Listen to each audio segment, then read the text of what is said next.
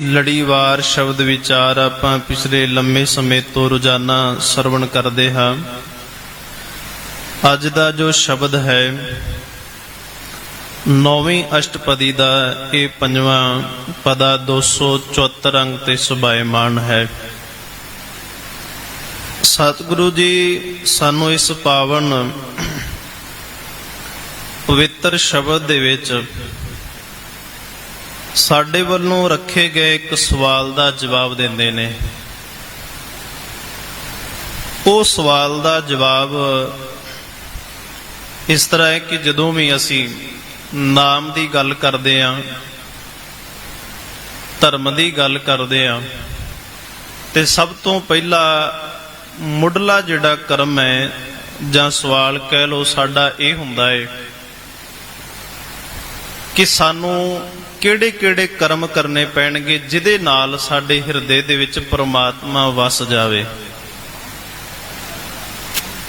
ਕਿਹੜੇ ਕਿਹੜੇ ਕਰਮ ਕਰਨੇ ਪੈਣਗੇ। ਅਸੀਂ ਕਰਮ ਪੁੱਛਦੇ ਹਾਂ ਕਿ ਕੀ ਕਰਨਾ ਪਵੇਗਾ, ਪਰ ਸਤਿਗੁਰੂ ਜੀ ਇਸ ਪਾਵਨ ਸ਼ਬਦ ਦੇ ਵਿੱਚ ਸਾਨੂੰ ਸਮਝਾਉਂਦੇ ਨੇ ਬੀਜ ਮੰਤਰ ਸਰਬ ਕੋ ਗਿਆਨ।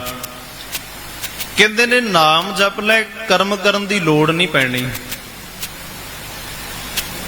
ਸਿੰਪਲ ਜਿਹਾ ਤਰੀਕਾ ਹੈ। ਸਾਡੇ ਸਵਾਲ ਦਾ ਜਵਾਬ ਹੈ ਵੀ ਕਰਮ ਜਿਹੜੇ ਤੂੰ ਕਰਦਾ ਹੈ ਨਾ, ਕਿ ਸ਼ਾਇਦ ਇਹਦੇ ਨਾਲ ਨਾਮ ਪ੍ਰਾਪਤ ਹੋ ਜਾਵੇਗਾ। ਕਰਮ ਤੇ ਕਿਰਿਆ ਦੇ ਵਿੱਚ ਥੋੜਾ ਜਿਹਾ ਫਰਕ ਹੁੰਦਾ ਹੈ।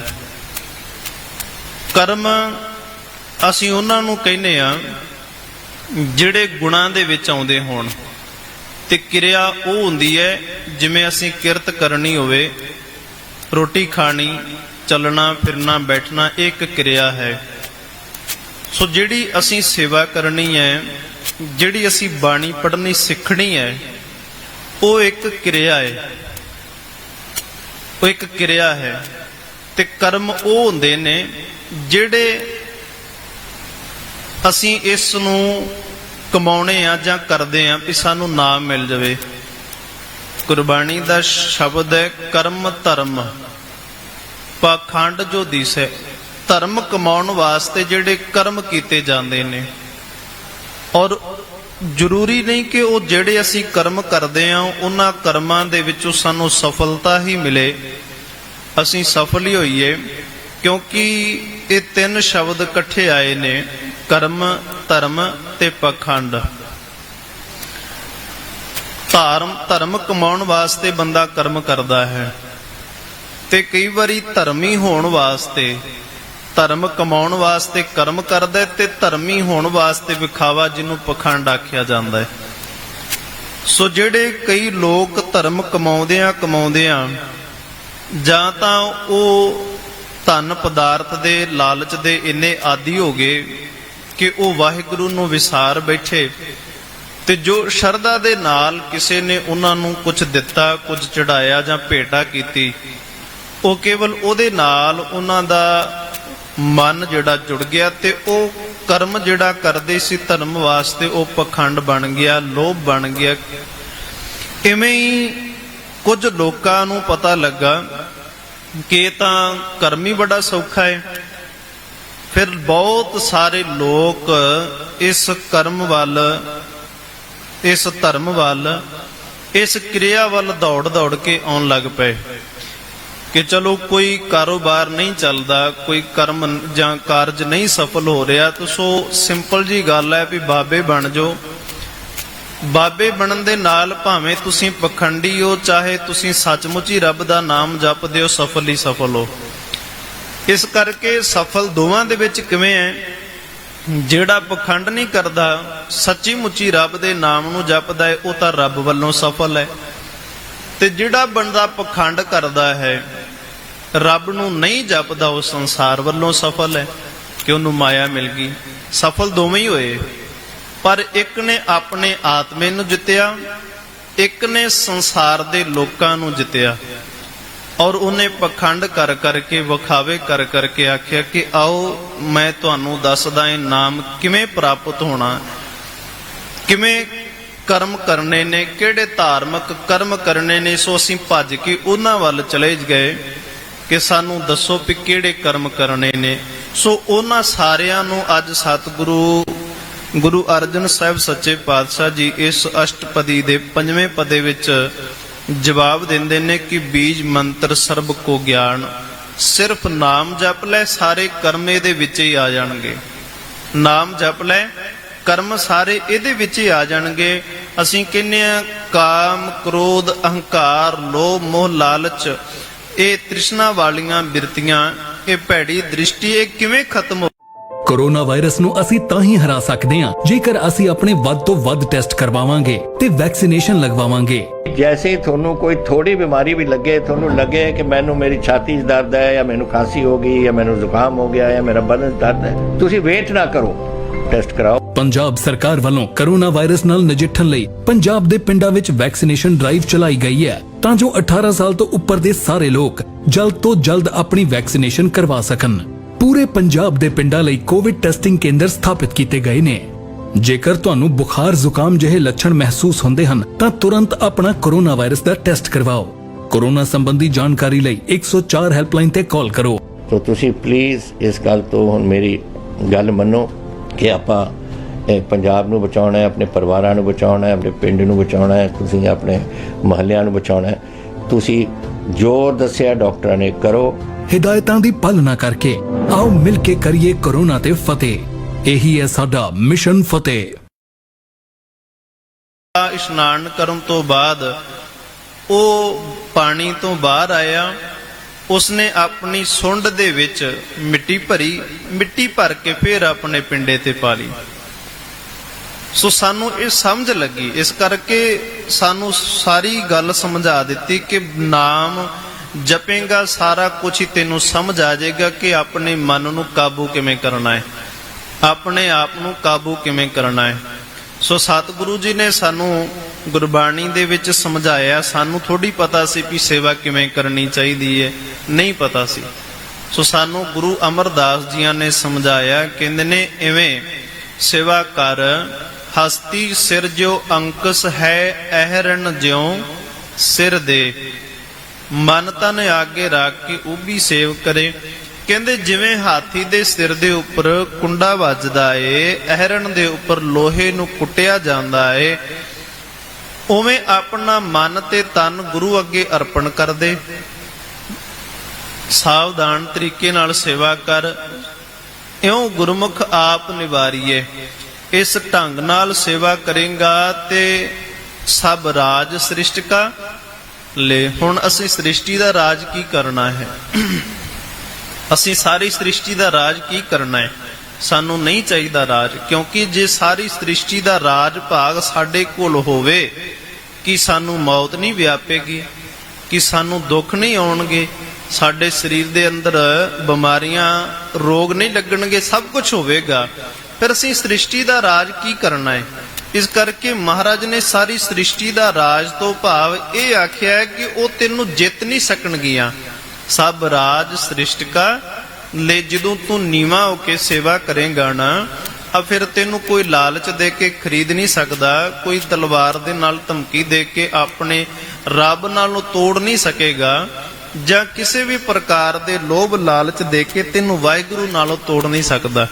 ਇਸ ਕਰਕੇ ਜਿਨ੍ਹਾਂ ਨੇ ਨਾਮ ਜਪਿਆ ਉਹਨਾਂ ਨੇ ਸੰਸਾਰ ਦੇ ਵਿੱਚ ਰਹਿੰਦਿਆਂ ਹੋਇਆਂ ਅਸੀਂ ਵੇਖਦੇ ਹਾਂ ਜਿਨ੍ਹਾਂ ਨੇ ਵੀ ਰੱਬ ਦਾ ਨਾਮ ਜਪਿਆ ਹੈ ਸੱਚੇ ਦਿਲੋਂ, ਔਰ ਉਹਨਾਂ ਨੂੰ ਤੋੜਨ ਦਾ ਯਤਨ ਕੀਤਾ ਗਿਆ, ਰੱਬ ਨਾਲੋਂ ਵਿਛੋੜਨ ਦਾ ਯਤਨ ਕੀਤਾ ਗਿਆ, ਆਪਣੇ ਧਰਮ ਦੇ ਵਿੱਚ ਲਿਆਉਣ ਵਾਸਤੇ ਆਖਿਆ ਕਿ ਤੁਸੀਂ ਸਾਡੇ ਧਰਮ ਦੇ ਵਿੱਚ ਆ ਜਾਓ, ਸਾਡੇ ਧਰਮ ਦੇ ਵਿੱਚ ਪ੍ਰਵੇਸ਼ ਕਰੋ। ਸੋ ਉਹਨਾਂ ਨੇ ਇੱਕ ਹੀ ਗੱਲ ਦੱਸੀ ਸੀ ਕਿ ਗੱਲ ਧਰਮ ਦੀ ਨਹੀਂ ਹੈ ਕਿ ਤੁਹਾਡੇ ਧਰਮ ਦੇ ਵਿੱਚ ਆ ਜਾਵਾਂਗੇ। ਗੱਲ ਤਾਂ ਇਹ ਹੈ ਕਿ ਰੱਬੀ ਨਾਮ ਨੂੰ ਪ੍ਰਾਪਤ ਕਰਨ ਵਾਸਤੇ ਬੰਦੇ ਨੂੰ ਕਰਮ ਨਹੀਂ ਕਰਨੇ ਪੈਂਦੇ, ਸਗੋਂ ਨਾਮ ਜਪਣਾ ਪੈਂਦਾ। ਨਾਮ ਜਪ ਕੇ ਕਰਮ ਕਰਨੇ ਨੇ।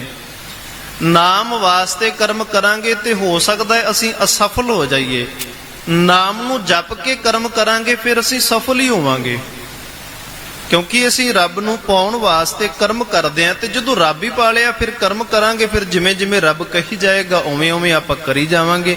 ਇਸ ਕਰਕੇ ਰੱਬ ਨੇ ਸਾਡੇ ਤੋਂ ਕਰਮ ਕਰਾਉਣੇ ਨੇ, ਪਰ ਆਪਾਂ ਕੀ ਕਰਦੇ ਹਾਂ? ਆਪਾਂ ਰੱਬ ਨੂੰ ਪਾਉਣ ਵਾਸਤੇ ਕਰਮ ਕਰਦੇ ਹਾਂ, ਇਸ ਕਰਕੇ ਆਪਾਂ ਨਾਮ ਜਪਣਾ ਹੈ, ਰੱਬ ਦੇ ਨਾਮ ਨੂੰ ਪ੍ਰਾਪਤ ਕਰਨਾ ਹੈ। ਤੇ ਪ੍ਰਾਪਤ ਕਰਨ ਵਾਸਤੇ ਸਾਨੂੰ ਕਿਰਿਆ ਕਰਨੀ ਪਵੇਗੀ, ਕਰਮ ਨਹੀਂ। ਕਿਰਿਆ ਤੋਂ ਭਾਵ ਅਸੀਂ ਬਾਣੀ ਸਿੱਖਾਂਗੇ, ਬਾਣੀ ਪੜਾਂਗੇ, ਇਹ ਇੱਕ ਕਿਰਿਆ ਹੈ। ਤੇ ਉਸ ਤੋਂ ਬਾਅਦ ਫਿਰ ਜਿਹੜੀ ਗੁਰਬਾਣੀ ਸਾਨੂੰ ਕਰਮ ਦੱਸੇਗੀ, ਉਹ ਅਸੀਂ ਕਰਮ ਕਰਨੇ ਨੇ, ਉਹ ਅਸੀਂ ਕਰਮ ਕਰਾਂਗੇ। ਉਹ ਕਰਮ ਕਿਹੜੇ ਹਨ? ਅਕਾਲ ਪੁਰਖ ਪਰਮਾਤਮਾ ਜੀ ਦੀ ਬਾਣੀ ਦੇ ਵਿੱਚ ਸਾਨੂੰ ਸਮਝਾਉਂਦੇ ਹਨ। ਬਾਣੀ ਗੁਰੂ, ਗੁਰੂ ਹੈ ਬਾਣੀ, ਵਿੱਚ ਬਾਣੀ ਅੰਮ੍ਰਿਤ ਸਾਰੇ। ਗੁਰਬਾਣੀ ਕਹੇ ਸੇਵਕ ਜਨ ਮਾਨੇ। ਹੁਣ ਗੁਰਬਾਣੀ ਨੇ ਆਖਿਆ, ਗੁਰਬਾਣੀ ਨੇ ਬੋਲਿਆ, ਸਾਨੂੰ ਦੱਸਿਆ, ਸੇਵਕ ਜਨ ਮਾਨੇ। ਹੁਣ ਸੇਵਕ ਨੇ ਉਸ ਨੂੰ ਮੰਨਣਾ ਹੈ। ਪ੍ਰਤੱਖ ਗੁਰੂ ਨਿਸਤਾਰੇ। ਸੋ ਕਹਿਣ ਲੱਗੇ ਪ੍ਰਤੱਖ ਰੂਪ ਦੇ ਵਿੱਚ ਤੂੰ ਇਸ ਭਵਜਲ ਸੰਸਾਰ ਤੋਂ ਪਾਰ ਹੋ ਜਾਏਗਾ।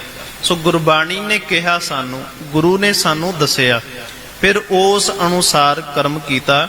ਇਸ ਕਰਕੇ ਸਤਿਗੁਰੂ ਜੀ ਸਾਨੂੰ ਸਮਝਾਉਂਦੇ ਨੇ, ਬੀਜ ਮੰਤਰ ਸਰਬ ਕੋ ਗਿਆਨ। ਜੋ ਮਰਜ਼ੀ ਕਰ ਲਈਏ, ਜਿੰਨਾ ਮਰਜ਼ੀ ਗਿਆਨ ਪ੍ਰਾਪਤ ਕਰ ਲਈਏ, ਪਰ ਇਹਨਾਂ ਸਾਰੀਆਂ ਹੀ ਕਰਮ, ਧਰਮ ਅਤੇ ਹੋਰ ਧਾਰਮਿਕ ਲਿਬਾਸਾਂ ਦਾ, ਗੁਣਾਂ ਦਾ ਜਿਹੜਾ ਮੁੱਢ ਹੈ ਉਹ ਨਾਮ ਹੈ। ਜੋ ਮੁੱਢ ਹੈ, ਟੋਟਲੀ ਗੱਲ ਸਮਝਾ ਦਿੱਤੀ ਕਿ ਜੇ ਕਿਸੇ ਨੇ, ਮਨੁੱਖ ਨੇ ਰੱਬ ਨੂੰ ਪ੍ਰਾਪਤ ਕਰਨਾ ਹੈ, ਸੋ ਉਹਨੂੰ ਨਾਮ ਜਪਣਾ ਪਵੇਗਾ, ਨਾਮ ਨਾਲ ਜੁੜਨਾ ਪਵੇਗਾ। ਪਰ ਹੁਣ ਜਪ ਕੌਣ ਸਕਦਾ ਹੈ? ਕੋਈ ਵੱਖਰੀ ਤਰੀਕੇ ਦਾ, ਜਿਵੇਂ ਅੱਜ ਜਾਤ ਪਾਤ ਦੇ ਵਿਤਕਰੇ ਪਏ ਹੋਏ ਨੇ, ਕਿਸ ਤਰੀਕੇ ਦੇ ਨਾਲ ਅਸੀਂ ਚਾਰ ਵਰਨ ਨੇ, ਔਰ ਚਾਰਾਂ ਵਰਨਾਂ ਦੇ ਵਿੱਚ ਹਰੇਕ ਨੇ ਆਪਣਾ ਆਪਣਾ ਦੇਵੀ ਦੇਵਤਾ, ਧਾਰਮਿਕ ਗੁਰੂ ਵੱਖਰਾ ਵੱਖਰਾ ਬਣਾਇਆ। ਕਿਸੇ ਨੂੰ ਕਿਸੇ ਪ੍ਰਕਾਰ ਦਾ ਗੁਰੂ ਚੰਗਾ ਲੱਗਾ, ਕਿਸੇ ਨੂੰ ਕੋਈ ਗੁਰੂ ਚੰਗਾ ਲੱਗਾ। ਸਾਰਿਆਂ ਨੇ ਆਪਣੇ ਵੱਖ-ਵੱਖ ਤਰੀਕੇ ਦੇ ਨਾਲ ਆਪਣੇ ਕਰਮ ਕੀਤੇ, ਧਾਰਮਿਕ ਗੁਰੂ ਬਣਾ ਲਏ। ਪਰ ਸਤਿਗੁਰੂ ਜੀ ਇੱਥੇ ਕਹਿੰਦੇ ਨੇ ਕਿ ਚੌਂ ਵਰਨਾ ਮੈਂ ਜਪੇ ਕਉ ਨਾਮ। ਜਿਹੜਾ ਚੌਂ ਵਰਨ ਹਨ, ਖੱਤਰੀ, ਬ੍ਰਾਹਮਣ, ਸੂਦ, ਵੈਸ਼, ਉਪਦੇਸ਼, ਚੌਂ ਵਰਨਾ ਕੋ ਸਾਂਝਾ। ਉਪਦੇਸ਼ ਸਾਂਝਾ ਕਿਉਂ ਹੈ? ਕਿਉਂਕਿ ਸਾਡਾ ਧਰਮ ਜਿਹੜੇ ਉਹ ਸਾਂਝੇ ਨਹੀਂ ਹਨ। ਜਿਹੜੇ ਅਸੀਂ ਧਾਰਮਿਕ ਕਰਮ ਕਰਦੇ ਹਾਂ ਉਹ ਵੱਖਰੇ ਵੱਖਰੇ ਨੇ। ਹਿੰਦੂ ਵੀਰ ਦੇ ਧਾਰਮਿਕ ਕਰਮ ਵੱਖਰੇ ਨੇ, ਸਿੱਖ ਵੀਰਾਂ ਦੇ ਧਾਰਮਿਕ ਕਰਮ ਵੱਖਰੇ ਨੇ, ਇਸਲਾਮ ਵਾਲਿਆਂ ਦੇ ਧਾਰਮਿਕ ਵੱਖਰੇ ਨੇ, ਧਾਰਮਿਕ ਕਰਮ ਵੱਖਰੇ ਨੇ। ਫਿਰ ਕਿਵੇਂ ਅਸੀਂ ਰੱਬ ਜੀ ਦੇ ਨਾਮ ਨੂੰ ਜਪ ਸਕਦੇ ਹਾਂ? ਸੋ ਬ੍ਰਾਹਮਣ, ਉਹਨਾਂ ਦੇ ਧਾਰਮਿਕ ਕਰਮ ਵੱਖਰਾ ਹੈ। ਖੱਤਰੀ, ਉਸ ਦਾ ਧਾਰਮਿਕ ਕਰਮ ਵੱਖਰਾ ਹੈ। ਔਰ ਸੂਦ, ਉਹਦਾ ਧਾਰਮਿਕ ਕਰਮ ਵੱਖਰਾ ਹੈ। ਵੈਸ਼, ਉਹਦਾ ਧਾਰਮਿਕ ਕਰਮ, ਸੂਦਰ ਦਾ ਵੱਖਰਾ ਹੈ, ਵੈਸ਼ ਦਾ ਵੱਖਰਾ ਹੈ। ਸੋ ਇਸ ਕਰਕੇ ਇੱਕ ਕਹਿੰਦਾ ਵੀ ਮੈਂ ਕੇਵਲ ਤੁਹਾਨੂੰ ਇਹ ਦੱਸਣਾ ਹੈ ਵੀ ਬ੍ਰਹਮ ਦਾ ਗਿਆਨ ਕਿਵੇਂ ਪ੍ਰਾਪਤ ਹੁੰਦਾ ਹੈ। ਸੋ ਇੱਕ ਨੇ ਇਹ ਦੱਸਿਆ ਵੀ ਖੱਤਰੀ ਜਿਹੜਾ ਹੈ ਉਹ ਕੀ ਕਰਦਾ ਹੈ? ਉਹ ਦੇਸ਼ ਦੀ ਰੱਖਿਆ ਕਰਦਾ ਹੈ, ਰਖਵਾਲਾ। ਤੇ ਸੂਦ ਜਿਹੜਾ ਹੈ ਉਹ ਸਾਰਿਆਂ ਦੀ ਸੇਵਾ ਕਰਦਾ ਹੈ। ਸ਼ੂਦਰ ਇਹਨਾਂ ਸਾਰਿਆਂ ਦੀ ਸੇਵਾ ਕਰਦਾ ਹੈ, ਵੈਸ਼ ਦੀ ਵੀ ਸੇਵਾ ਕਰਦਾ ਹੈ। ਸੋ ਇਸ ਕਰਕੇ ਜਿੰਨੇ ਵੀ ਧਾਰਮਿਕ ਕਰਮ ਨੇ ਉਹਨਾਂ ਨੂੰ ਵੱਖਰੇ ਵੱਖਰੇ ਰੰਗ ਦੇ ਦਿੱਤੇ। ਤੇ ਉਪਦੇਸ਼ ਸਾਂਝਾ ਕਿਵੇਂ ਹੋ ਗਿਆ? ਫਿਰ ਸੰਸਾਰ ਨੇ ਬਣਾਇਆ ਨਾ ਵੱਖਰੇ ਵੱਖਰੇ, ਤੇ ਉਪਦੇਸ਼ ਸਾਂਝਾ ਇਸ ਕਰਕੇ ਹੋ ਗਿਆ। ਠੀਕ ਹੈ, ਕਰਮ ਸਾਡੇ ਵੱਖਰੇ ਵੱਖਰੇ ਹੋ ਸਕਦੇ ਨੇ, ਪਰ ਜਿਹੜਾ ਨਾਮ ਹੈ ਉਹ ਵੱਖਰਾ ਨਹੀਂ ਹੈ, ਵੱਖਰਾ ਨਹੀਂ ਹੈ। ਅਸੀਂ ਅਸਮਾਨ ਦੇ ਥੱਲੇ ਰਹਿੰਦੇ ਹਾਂ, ਔਰ ਜਦੋਂ ਵੀ ਸਾਨੂੰ ਕਿਧਰੇ ਕੋਈ ਦੁੱਖ ਲੱਗਦਾ ਹੈ, ਸਾਨੂੰ ਕਿਤੇ ਕੋਈ ਵਿਪਤਾ ਪੈਂਦੀ ਹੈ, ਤਾਂ ਅਸੀਂ ਅਸਮਾਨ ਵੱਲ ਨੂੰ ਮੂੰਹ ਕਰਕੇ ਅਰਦਾਸ ਕਰਦੇ ਹਾਂ, ਰੱਬਾ ਕੀ ਗੁਨਾਹ ਹੋ ਗਿਆ, ਸਾਡੇ ਤੋਂ ਕੀ ਭੁੱਲ ਹੋ ਗਈ, ਅੱਜ ਇਹੋ ਜਿਹੇ ਦੁੱਖ ਕਲੇਸ਼ ਮੈਨੂੰ ਦੇਖਣੇ ਪੈ ਰਹੇ ਨੇ। ਸੋ ਜਦੋਂ ਮੁਸਲਮਾਨ ਵੀਰ ਅੱਲਾ ਅੱਗੇ, ਰੱਬ ਅੱਗੇ ਦੁਆ ਕਰਦਾ ਹੈ, ਉਹਦਾ ਮੂੰਹ ਵੀ ਅਸਮਾਨ ਵੱਲ ਨੂੰ ਹੁੰਦਾ ਹੈ। ਜਦੋਂ ਸਿੱਖ ਕਿਤੇ ਗੁਰੂ ਅੱਗੇ ਅਰਦਾਸ ਕਰਦਾ, ਜੇ ਗੁਰੂ ਸਾਹਿਬ ਜੀ ਪ੍ਰਤੱਖ ਨਾ ਹੋਣ, ਸਾਹਮਣੇ ਸਰੂਪ ਨਾ ਪਿਆ ਹੋਵੇ, ਤੇ ਅਸੀਂ ਉੱਪਰ ਵੱਲ ਨੂੰ, ਰੱਬ ਵੱਲ ਨੂੰ ਵੇਖ ਕੇ ਤੇ ਅਰਦਾਸ ਕਰਦੇ ਹਾਂ। ਸੋ ਸਾਰੇ ਜੀਵ ਜਿਹੜੇ ਨੇ ਰੱਬ ਵੱਲ ਨੂੰ ਅਰਦਾਸ ਕਰਦੇ। ਸੋ ਇਸ ਦਾ ਮਤਲਬ ਅਸਮਾਨ ਸਾਂਝਾ ਹੈ, ਅਸਮਾਨ ਜਿਹੜਾ ਹੈ ਉਹ ਸਾਂਝਾ ਹੈ। ਇਸ ਕਰਕੇ ਜਿਹੜਾ ਨਾਮ ਹੈ ਉਹ ਸਰਬ ਸਾਂਝਾ ਹੈ।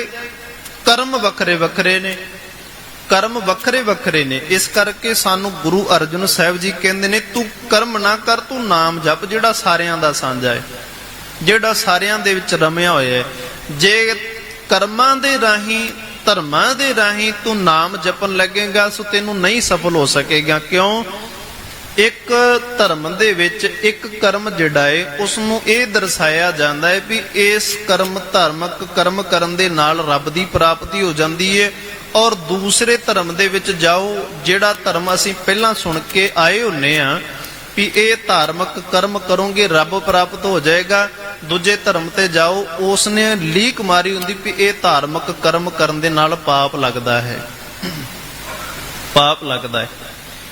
ਇੱਕ ਕਹਿੰਦਾ ਹੈ ਵੀ ਬਲੀ ਦੇਣੀ ਚਾਹੀਦੀ ਹੈ ਕਿਸੇ ਜਾਨਵਰ ਦੀ, ਸੋ ਜਾਨਵਰ ਦੀ ਬਲੀ ਦੇਣ ਦੇ ਨਾਲ ਰੱਬ ਖੁਸ਼ ਹੁੰਦਾ ਹੈ। ਪਰ ਫਿਰ ਧਰਮਾਂ ਨੂੰ ਵੇਖਿਆ ਜਾਵੇ ਸੋ ਇੱਕ ਧਰਮ ਕਹਿ ਰਿਹਾ ਹੁੰਦਾ ਹੈ ਵੀ ਬਲੀ ਦੇਣ ਦੇ ਨਾਲ ਰੱਬ ਖੁਸ਼ ਨਹੀਂ ਹੁੰਦਾ। ਇੱਕ ਜੀਵ ਨੂੰ ਮਾਰ ਕੇ ਅਸੀਂ ਆਪਣੇ ਵਾਸਤੇ ਸੁੱਖ ਭਾਲਦੇ ਫਿਰਦੇ ਆਂ। ਇਹ ਕਿਹੋ ਜੀ ਤਪੱਸਿਆ ਹੋਈ, ਇਹ ਕਿਹੋ ਜਿਹਾ ਧਾਰਮਿਕ ਕਰਮ ਹੋਇਆ। ਸੋ ਇਸ ਕਰਕੇ ਜੇ ਅਸੀਂ ਕਰਮਾਂ ਦੇ ਵਿੱਚ ਪੈ ਗਏ ਸੋ ਫਿਰ ਫਸ ਜਾਵਾਂਗੇ, ਫਿਰ ਫਸ ਜਾਵਾਂਗੇ। ਗੁਰੂ ਨਾਨਕ ਸਾਹਿਬ ਸੱਚੇ ਪਾਤਸ਼ਾਹ ਜੀਆਂ ਨੂੰ ਪੁੱਛਦੇ ਹਨ, ਵੈਕਸੀਨ ਜ਼ਰੂਰ ਕਰਾਉਣੀ ਹੈ ਤੁਸੀਂ, ਤੁਹਾਡੇ ਐਂਟੀਬਾਡੀਜ਼ ਵਧਾਉਣੇ ਨੇ। ਜਦੋਂ ਤੁਹਾਡੇ ਐਂਟੀਬਾਡੀਜ਼ ਵਧਣਗੇ, ਉਹ ਐਂਟੀਬਾਡੀਜ਼ ਨੇ ਜਿਹੜੀ ਕਰੋਨਾ ਦੇ ਨਾਲ ਜੰਗ ਲੜ ਸਕਦੀ ਹੈ ਤੁਹਾਡੇ ਬਾਡੀਜ਼ ਦੇ ਵਿੱਚ। ਇਹ ਤੁਹਾਨੂੰ ਕਰਾਉਣਾ ਚਾਹੀਦਾ ਹੈ। ਤੁਹਾਨੂੰ ਉਹ ਡਾਕਟਰ ਜੋ ਪਹਿਲੇ ਦਿਨ ਤੋਂ ਕਹਿ ਰਹੇ ਨੇ ਮਾਸਕ ਨਹੀਂ ਭੁੱਲਣਾ। ਅਗਰ ਕਿਸੇ ਨੂੰ ਕੋਵਿਡ ਹੋ ਵੀ ਚੁੱਕਿਆ, ਉਹਨੂੰ ਵੀ ਦੇਖੋ ਕਿ ਮਾਸਕ ਪਹਿਨੇ, ਕਿਉਂਕਿ ਸਟ੍ਰੇਨਸ ਬਦਲਦੇ। ਇਹ ਜਿਹੜੇ ਸਟ੍ਰੇਨ ਨੇ ਨਾ ਕਰੋਨਾ ਦੇ, ਇਹਨਾਂ ਦੀ ਮਿਊਟੈਂਟਸ ਬਣ ਜਾਂਦੇ ਨੇ। ਇਸ ਕਰਕੇ ਤੁਸੀਂ ਉਹ ਜੋ ਬੇਸਿਕ ਚੀਜ਼ਾਂ ਨੇ, ਮਾਸਕ ਪਹਿਨਣਾ, ਹੱਥ ਧੋਣੇ, ਸੋਸ਼ਲ ਡਿਸਟੈਂਸਿੰਗ ਰੱਖਣੀ, ਇਹ ਜ਼ਰੂਰੀ ਹੈ ਤੁਹਾਨੂੰ।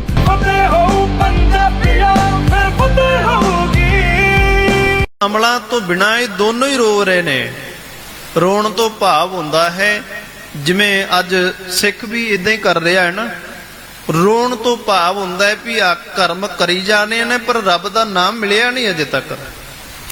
ਕਰਮ ਅਸੀਂ ਕਰ ਰਹੇ ਹਾਂ ਪਰ ਰੱਬ ਦਾ ਨਾਮ ਪ੍ਰਾਪਤ ਨਹੀਂ ਹੋਇਆ। ਤੇ ਆਖਰਕਾਰ ਜਦੋਂ ਸਾਡੇ ਸਾਹਮਣੇ ਕਿਸੇ ਧਾਰਮਿਕ ਵੀਰ ਨੇ, ਵਿਚਾਰਵਾਨ ਨੇ, ਜਿਹਦੇ ਕੋਲ ਬਹੁਤ ਗੁਣ ਸਨ ਸਿੱਖੀ ਵਾਲੇ, ਉਹਨੇ ਜਦੋਂ ਸਾਨੂੰ ਗੁਰਬਾਣੀ ਦਾ ਪਾਠ ਸਰਵਣ ਕਰਾਇਆ, ਗੁਰਬਾਣੀ ਦੇ ਅਰਥ ਸਰਵਣ ਕਰਾਏ, ਸੋ ਸਾਡਾ ਸੁਭਾਵਿਕ ਗੱਲ ਹੈ ਅਸੀਂ ਉਸ ਦੇ ਸਾਹਮਣੇ ਜਾ ਕੇ ਫਿਰ ਇੱਕ ਸਵਾਲ ਰੱਖ ਦਿੰਨੇ ਆ, ਇੰਨਾ ਚਿਰ ਹੋ ਗਿਆ ਬਾਬਾ ਜੀ ਅੱਜ ਮੈਂ ਤੁਹਾਡੇ ਬਚਨ ਸਰਵਣ ਕੀਤੇ, ਇੰਨਾ ਚਿਰ ਹੋ ਗਿਆ ਮੈਨੂੰ ਧਾਰਮਿਕ ਕਰਮ ਕਰਦਿਆਂ ਨੂੰ, ਅਜੇ ਤੱਕ ਮਨ ਸ਼ਾਂਤ ਨਹੀਂ ਹੋਇਆ। ਮੈਂ ਬਾਣੀ ਵੀ ਪੜ੍ਹਦਾ, ਮੈਂ ਸੇਵਾ ਵੀ ਕਰਦਾ, ਮੈਂ ਧਾਰਮਿਕ ਲਿਬਾਸ ਚਿੰਨ੍ਹ ਵੀ ਪਹਿਨੇ ਹੋਏ ਨੇ, ਪਰ ਅਜੇ ਤੱਕ ਮਨ ਨੂੰ ਉਹ ਸ਼ਾਂਤੀ ਨਹੀਂ ਮਿਲੀ ਜਿਹੜੀ ਗੁਰੂ ਅਰਜਨ ਸਾਹਿਬ ਸੱਚੇ ਪਾਤਸ਼ਾਹ ਜੀਆਂ ਨੂੰ ਪ੍ਰਾਪਤ ਹੋਈ। ਉਹ ਮਨ ਦੇ ਵਿੱਚ ਟਿਕਾਉ ਨਹੀਂ ਆ ਸਕਿਆ ਜਿਹੜਾ ਗੁਰੂ ਨਾਨਕ ਸਾਹਿਬ ਸੱਚੇ ਪਾਤਸ਼ਾਹ ਜੀਆਂ ਦੇ ਨਾਲ ਰਹਿ ਕੇ ਭਾਈ ਮਰਦਾਨਾ ਜੀ ਨੂੰ ਮਿਲਿਆ। ਸੋ ਫਿਰ ਉਹ ਦੱਸਦਾ ਹੈ ਵੀ ਅਸੀਂ ਕਰਮ ਕੀਤੇ ਸੀ, ਅਸੀਂ ਨਾਮ ਨਹੀਂ ਜਪਿਆ, ਅਸੀਂ ਕੇਵਲ ਕਰਮ ਕੀਤੇ, ਅਸੀਂ ਨਾਮ ਨੂੰ ਪ੍ਰਾਪਤ ਨਹੀਂ ਕੀਤਾ। ਕਰਮ ਕਿਉਂ ਕੀਤੇ? ਸਾਨੂੰ ਨਾਮ ਮਿਲ ਜਾਏਗਾ, ਫਿਰ ਅਸੀਂ ਜੋ ਚਾਹਾਂਗੇ ਪ੍ਰਗਟ ਕਰ ਸਕਦੇ ਹਾਂ, ਜੋ ਚਾਹਾਂਗੇ ਉਹ ਹੋ ਜਾਏਗਾ, ਜੋ ਸਾਨੂੰ ਚੰਗਾ ਨਹੀਂ ਲੱਗਦਾ ਉਹ ਅਸੀਂ ਨਹੀਂ ਕਰਾਂਗੇ। ਪਰ ਗੁਰੂ ਨਾਨਕ ਸਾਹਿਬ ਸੱਚੇ ਪਾਤਸ਼ਾਹ ਜੀ ਇਸ ਤੋਂ ਕੁਝ ਵੱਖਰੀ ਗੱਲ ਸਮਝਾਉਂਦੇ ਨੇ। ਕਹਿੰਦੇ ਨੇ ਜੋ ਤੁਧ ਭਾਵੈ ਸਾਈ ਭਲੀ ਕਾਰ। ਆਪਾਂ ਕਹਿੰਦੇ ਅਸੀਂ ਜੋ ਚਾਹਾਂਗੇ ਉਹ ਕਰ ਲਵਾਂਗੇ, ਸਾਨੂੰ ਨਾਮ ਮਿਲ ਜਾਵੇ, ਪਰ ਗੁਰੂ ਨਾਨਕ ਸਾਹਿਬ ਸੱਚੇ ਪਾਤਸ਼ਾਹ ਜੀ ਦਾ ਸਿਧਾਂਤ ਕਹਿੰਦਾ ਜੋ ਤੁਧ ਭਾਵੈ ਸਾਈ ਭਲੀ ਕਾਰ। ਜੋ ਤੈਨੂੰ ਚੰਗਾ ਲੱਗਦਾ ਹੈ ਉਹੀ ਸਹੀ ਗੱਲ ਹੈ, ਉਹੀ ਸਹੀ ਕਿਰਿਆ ਹੈ। ਤੂੰ ਸਦਾ ਸਲਾਮਤ ਨਿਰੰਕਾਰ, ਹੈ ਨਿਰਆਕਾਰ ਅਕਾਲ ਪੁਰਖ ਪਰਮਾਤਮਾ, ਤੂੰ ਸਦਾ ਸਲਾਮਤ ਰਹਿਣ ਵਾਲਾ ਹੈ, ਸਦਾ ਹੀ ਇਸ ਸੰਸਾਰ ਦੇ ਵਿੱਚ ਸਥਿਰ ਹੈ। ਪਰ ਅਸੀਂ ਜੀਵ ਡੋਲ ਜਾਂਦੇ ਆ। ਕਿਸੇ ਨੇ ਕੁਝ ਧਨ ਦੇ ਦਿੱਤਾ, ਅਸੀਂ ਧਾਰਮਿਕ ਕਰਮ ਛੱਡ ਕੇ ਦੂਜੇ ਧਰਮ ਨੂੰ ਅਪਣਾ ਲੈਂਦੇ ਆ। ਕਿਸੇ ਨੇ ਸਾਨੂੰ ਸ਼ੁਭ ਬਚਨ ਨਾ ਬੋਲੇ, ਅਸੀਂ ਕਹਿੰਨੇ ਮੈਂ ਫਲਾਣੇ ਧਾਰਮਿਕ ਅਸਥਾਨ ਤੇ ਗਿਆ, ਸੋ ਉੱਥੇ ਜਾ ਕੇ ਮੈਨੂੰ ਕਿਸੇ ਨੇ ਚੰਗਾ ਨਹੀਂ ਬੋਲਿਆ, ਕਿਸੇ ਨੇ ਚੰਗੇ ਬੋਲ ਨਹੀਂ ਬੋਲੇ, ਸੋ ਮੈਂ ਅੱਗੇ ਤੋਂ ਜਾਣਾ ਨਹੀਂ ਹੈ। ਔਰ ਮੈਂ ਗੱਲ ਕਰਾਂ ਖਾਸ ਕਰਕੇ ਸਿੱਖਾਂ ਦੀ, ਜਦੋਂ ਆਪਾਂ ਸੱਚਖੰਡ ਸ੍ਰੀ ਦਰਬਾਰ ਸਾਹਿਬ ਜਾਂਦੇ ਆ, ਸ੍ਰੀ ਅੰਮ੍ਰਿਤਸਰ ਸਾਹਿਬ, ਤੇ ਬਹੁਤ ਸਾਰੇ ਲੋਕਾਂ ਦਾ ਇਹ ਗਿਲਾ ਹੋਏਗਾ ਵੀ ਸਾਨੂੰ ਉੱਥੇ ਕਮਰਾ ਨਹੀਂ ਮਿਲਿਆ, ਉਹਨਾਂ ਨੇ ਸਾਨੂੰ ਕਮਰਾ ਨਹੀਂ ਦਿੱਤਾ ਜੀ। ਦਰਸ਼ਨ ਕਰਨ ਵਾਸਤੇ ਗਏ, ਜਾਂਦਿਆਂ ਬੜਾ ਚਾਅ ਸੀ, ਦਰਸ਼ਨ ਕਰਾਂਗੇ, ਸ਼ਰਧਾ ਉਪਜੇਗੀ, ਪਰ ਕੁਝ ਕੁ ਬੋਲ ਸਾਡੇ ਕੰਨਾਂ ਦੇ ਵਿੱਚ ਪੈ ਗਏ, ਅਸੀਂ ਅਸ਼ਰਧਕ ਹੋ ਗਏ। ਜਿੱਥੇ ਅਸੀਂ ਬੈਠ ਕੇ ਗੁਰੂ ਅਰਜਨ ਸਾਹਿਬ ਸੱਚੇ ਪਾਤਸ਼ਾਹ ਜੀ ਦੀ ਕੀਤੀ ਹੋਈ ਕਿਰਤ ਕਮਾਈ ਨੂੰ ਯਾਦ ਕਰਨਾ ਸੀ, ਜਿੱਥੇ ਅਸੀਂ ਬੈਠ ਕੇ ਉਪਦੇਸ਼ ਚੌਂ ਵਰਨਾ ਕੋ ਸਾਂਝਾ ਇਹ ਅਸੀਂ ਸਰਵਣ ਕਰਨਾ ਸੀ, ਜਿੱਥੇ ਬੈਠ ਕੇ ਅਸੀਂ ਭਾਈ ਮੰਝ ਜੀਆਂ ਵਰਗਿਆਂ ਨੂੰ ਯਾਦ ਕਰਨਾ ਸੀ, ਸੇਵਾ ਕਿਵੇਂ ਕੀਤੀ ਉਹਨਾਂ ਨੇ। ਭਾਈ ਬਹਿਲੋ ਜੀ ਵਰਗਿਆਂ ਨੂੰ ਚੇਤੇ ਕਰਨਾ ਸੀ, ਕਿਵੇਂ ਉਹਨਾਂ ਨੇ ਹਰਮੰਦਰ ਸਾਹਿਬ ਜੀ ਦੀ ਉਸਾਰੀ ਵਾਸਤੇ ਪੱਠੇ ਲਵਾ ਕੇ ਇੱਟਾਂ ਤਿਆਰ ਕਰਵਾਈਆਂ ਬਹੁਤ ਸ਼ਰਧਾ ਦੇ ਨਾਲ। ਉਹ ਸਾਰਾ ਕੁਝ ਭੁੱਲ ਗਿਆ ਸਾਨੂੰ ਤੇ ਕੇਵਲ ਅਸ਼ਰਧਕ ਬਣੇ ਰਹੇ। ਇਹ ਆਖਦੇ ਪਰਕਰਮਾਂ 'ਚ ਬੈਠੇ ਆ, ਪਰ ਸਾਡੇ ਮਨ ਦੇ ਵਿੱਚ ਇਹ ਚੱਲੀ ਜਾ ਰਿਹਾ ਹੈ ਕਿ ਅਗਲੀ ਵਾਰ ਆਵਾਂਗਾ ਤੇ ਕਿਸੇ ਦੇ ਨਾਲ ਪਹਿਲਾਂ ਕੋਈ ਸਬੰਧ ਤੋਂ ਭਾਵ ਆਪਣੇ ਆਪ ਨੂੰ ਜੋੜਾਂਗਾ। ਫਿਰ ਪੁੱਛਿਆ ਜਾਂਦਾ ਹੈ ਵੀ ਤੁਹਾਡਾ ਉੱਥੇ ਕੋਈ ਜਾਣ ਪਛਾਣ ਵਾਲਾ ਹੈਗਾ? ਜੇ ਹੈਗਾ ਤੇ ਉਹਨੂੰ ਮੇਰਾ ਨੰਬਰ ਦੇ ਦਿਓ, ਮੇਰਾ ਐਡਰੈਸ ਦੇ ਦਿਓ ਵੀ ਭਾਈ ਉੱਥੇ ਮੈਂ ਰੁਕਣਾ ਹੈ। ਕਿ ਸਾਨੂੰ ਗੁਰੂ ਅਰਜਨ ਸਾਹਿਬ ਸੱਚੇ ਪਾਤਸ਼ਾਹ ਜੀ ਜਾਣ ਪਛਾਣ ਵਾਲੇ ਨਹੀਂ ਲੱਗਦੇ, ਗੁਰੂ ਗ੍ਰੰਥ ਸਾਹਿਬ ਸੱਚੇ ਪਾਤਸ਼ਾਹ ਜੀ ਸਾਨੂੰ ਜਾਣ ਪਛਾਣ ਵਾਲੇ ਨਹੀਂ ਲੱਗਦੇ। ਅਸ਼ਰਧਕ ਤਾਂ ਬਣ ਗਏ, ਅਸੀਂ ਨਾਮ ਜਪਣ ਵਾਸਤੇ ਨਹੀਂ ਗਏ, ਕੇਵਲ ਇੱਕ ਭਰਮ ਜਿਹਾ ਭੁਲੇਖਾ ਪਾਉਣ ਵਾਸਤੇ ਗਏ ਵੀ ਗੁਰੂ ਅਰਜਨ ਸਾਹਿਬ ਸੱਚੇ ਪਾਤਸ਼ਾਹ ਜੀ, ਜੇ ਅਸੀਂ ਸੱਚਖੰਡ ਸ੍ਰੀ ਦਰਬਾਰ ਸਾਹਿਬ ਨਾ ਆਉਂਦੇ ਤੇ ਤੇਰੀ ਸ਼ਰਧਾ ਕੱਟ ਜਾਣੀ ਸੀ। ਜੇ ਅਸੀਂ ਇਹ ਸ਼ਰਧਾ ਧਾਰ ਕੇ ਜਾਵਾਂਗੇ ਕਿ ਗੁਰੂ ਰਾਮਦਾਸ ਜੀ ਤੇਰੀ ਸ਼ਰਧਾ ਸਾਡੇ ਨਾਲੋਂ ਭਾਵਨਾ ਸਾਡੇ ਨਾਲੋਂ ਜ਼ਿਆਦਾ ਹੈ, ਇਸ ਕਰਕੇ ਅਸੀਂ ਤੇਰੇ ਚਰਨਾਂ ਦੇ ਵਿੱਚ ਨਾਮ ਦੀ ਦਾਤ ਲੈਣ ਵਾਸਤੇ ਆਏ ਹਾਂ, ਨਾ ਕਿ ਸ਼ਰਧਾ ਜਾਂ ਅਸ਼ਰਧਾ ਦੇ ਵਿੱਚ ਪੈ ਕੇ ਅਸੀਂ ਆਪਣੇ ਅੰਦਰ ਨੂੰ ਸਾੜਨ ਵਾਸਤੇ ਆਏ ਹਾਂ। ਜਦੋਂ ਅਸੀਂ ਜਾਵਾਂਗੇ ਤੇ ਗੁਰੂ ਅਰਜਨ ਸਾਹਿਬ ਸੱਚੇ ਪਾਤਸ਼ਾਹ ਜੀ ਦੇ ਉਸ ਪਵਿੱਤਰ ਅਸਥਾਨ ਤੇ, ਜਿਹਨੂੰ ਹਰਮੰਦਰ ਦਾ ਨਾਮ ਦਿੱਤਾ ਗਿਆ ਕਿ ਰੱਬ ਦਾ ਘਰ, ਉਹਦੀਆਂ ਪ੍ਰਕਰਮਾਂ ਦੇ ਵਿੱਚ ਬੈਠ ਕੇ ਹੀ ਅਸੀਂ ਰਾਤ ਗੁਜ਼ਾਰ ਸਕਦੇ ਹਾਂ। ਕਈ ਲੋਕ ਅਜਿਹੇ ਹੋਣਗੇ ਜਿਹੜੇ ਉੱਥੇ ਬੈਠੇ ਜਾਗਦੇ ਹੋਏ ਬੁੱਕਲ ਮਾਰਦੇ ਨੇ ਲੋਈ ਦੀ, ਜਾਂ ਆਪਣੇ ਥੱਲੇ ਹੇਠਾਂ ਕੱਪੜਾ ਵਿਛਾ ਲੈਂਦੇ ਨੇ ਤੇ ਸਾਰੀ ਰਾਤ ਸੁਖਮਨੀ ਸਾਹਿਬ ਪੜ੍ਹਦਿਆਂ ਗੁਜ਼ਾਰ ਦਿੰਦੇ ਨੇ। ਉਹਨਾਂ ਨੂੰ ਰੂਮ ਨਹੀਂ ਚਾਹੀਦਾ, ਉਹਨਾਂ ਨੂੰ ਕਮਰਾ ਨਹੀਂ ਚਾਹੀਦਾ। ਅਸਲ ਦੇ ਵਿੱਚ ਜੋ ਅਸੀਂ ਉੱਥੇ ਕਰਨ ਗਏ, ਸਾਨੂੰ ਉਹ ਜ਼ਰੂਰ ਸੋਚਣਾ ਚਾਹੀਦਾ ਵੀ ਸਾਰਿਆਂ ਦੇ ਵਿੱਚ ਨਾਮ ਮੁੱਢ ਹੈ। ਨਾਮ ਜਪ ਲਵਾਂਗੇ ਤੇ ਸਾਨੂੰ ਕੁਝ ਵੀ ਚੇਤੇ ਨਹੀਂ ਰਹੇਗਾ, ਤੇ ਜੇ ਬੰਦਾ ਨਾਮ ਨਹੀਂ ਜਪਦਾ, ਨਾਮ ਹਿਰਦੇ ਦੇ ਵਿੱਚ ਨਹੀਂ ਟਿਕਾਉਂਦਾ, ਤੇ ਧਾਰਮਿਕ ਕਰਮ ਵੀ ਇਹ ਉਰੇ ਰਹਿ ਜਾਂਦੇ ਨੇ। ਸੋ ਟੋਟਲ ਮੁੱਢ ਜਿਹੜਾ ਹੈ ਉਹ ਨਾਮ ਹੈ। ਚੌ ਵਰਨਾ ਮੈਂ ਚੌ ਵਰਨਾ ਕੋ ਦੇ ਉਪਦੇਸ਼। ਸੋ ਕਹਿੰਦੇ ਨਾਮ ਜਿਹੜਾ ਹੈ ਚੌ ਵਰਨਾ ਦੇ ਵਾਸਤੇ ਉਪਦੇਸ਼ ਹੈ। ਇਹ ਕੋਈ ਵੀ ਜਪ ਸਕਦਾ ਹੈ। ਕਰਮ ਧਰਮ ਇਹ ਸਾਡੇ ਵੱਖਰੇ ਵੱਖਰੇ ਹੋ ਸਕਦੇ ਨੇ, ਸਾਡੇ ਧਰਮ ਵੱਖਰਾ ਵੱਖਰਾ ਹੋ ਸਕਦਾ ਹੈ, ਸਾਡੇ ਧਾਰਮਿਕ ਕਰਮ ਵੱਖਰੇ ਵੱਖਰੇ ਹੋ ਸਕਦੇ ਨੇ, ਪਰ ਨਾਮ ਇੱਕ ਹੀ ਹੈ।